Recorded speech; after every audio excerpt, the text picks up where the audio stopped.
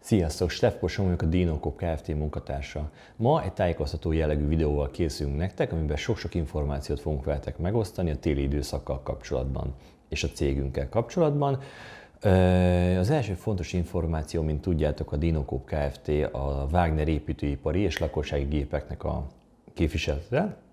Tehát az értékesítés és a gépek bemutatása mellett a garanciális szerviz is mi vagyunk. Tehát, hogyha bármiféle problémátok van az építőipari gépekkel, vagy a lakossági barkásgépekkel, akkor nyugodtan keresetek föl minket, és a garanciával kapcsolatban minden információt megadunk, mit cserélhető, mi nem fér bele, mi egymás.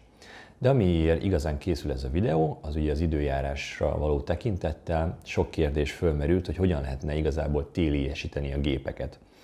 Erre két tanácsot tudnánk igazából adni. Az első és talán a legfontosabb, külső tárolókba ne tároljuk a gépeket, igyekezzünk olyan helyre tenni, ahol nincsen fagy. A másik tanácsunk az egy Easy Clean nevezetű folyadék. Ezt 1 literes kiszerelésbe tudjátok tőlünk megvásárolni.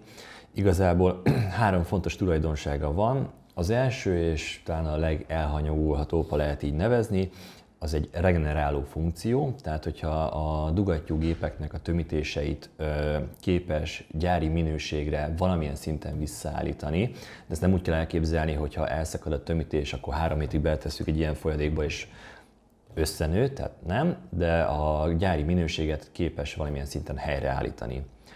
Talán az egyik legfontosabb tulajdonsága az, hogy formaleválasztó. Tehát, hogyha ez egyébként nem helyettesíti a gépek elmosását, tehát minden esetben a gépeket, ha diszperzittel használjátok, vízzel el kell mosni. Ha oldószeres anyagot használtok, akkor az anyagnak az oldószerével, illetve utána azt vízzel ki kell járatni a gépből, tehát a megfelelő elmosást ő nem helyettesíti, de ha megfelelően el lett mosva, akkor 1:30-hoz tudjátok higítani, és szépen át kell járatni a gépnek a belső rendszerén, és olyan anyagokat is ki tudunk belőle szedni, amit a vízzel meg az oldószerrel nem biztos, hogy tudunk.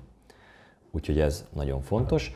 Fontos információ még, hogyha higítjátok az anyagot vízzel, amit ugye 1:30-hoz tudtok, akkor úgy fog viselkedni, mint egy festék, tehát előfordulhat, hogy idő után bebüdösödik, tehát erre majd figyeljetek, illetve mivel formaleválasztó, olyan anyagokat szed ki a gépből, amit a vízzel nem, tehát nem biztos, hogy folyékony állagba kerül ki belőle a piszok. Mindenképpen szűrjétek meg, ha újra szeretnétek használni, mert hogy ez újra fel is használható. És akkor a videó témájából adódóan a harmadik fontos tulajdonság, hogy higítás nélkül fagyállóként funkcionál, tehát ez az 1 literes kiszerelésbe öntjük egy kis vödörbe, tasakba, mi egymásba, amiben föl tudjuk szivatni a géppel, és szépen a belső keringető rendszeren egy 5-10 percig járatjuk, és utána benne hagyjuk a gépben, nem járatjuk ki teljes mértékben, és így tesszük el.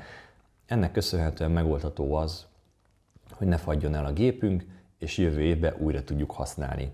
Igazából ennyi lenne a lényeg, amivel ma készültünk nektek. Boldog karácsonyt, boldog új évet kívánunk nektek, jövőre igyekszünk még több tartalommal jönni, de hogyha ezzel is bármiféle kérdésetek van, akkor kolléganő majd be fogja tenni a Facebook oldalunkat, ahova tudtok írni, és a 2 ünnep között, meg az ünnepek alatt is igyekszünk mindenre válaszolni nektek. Én szeretném megköszönni a megtisztelő figyelmet, nagyon sok négyzetmétert kívánok nektek a jövő évre is, tiszta gépekkel.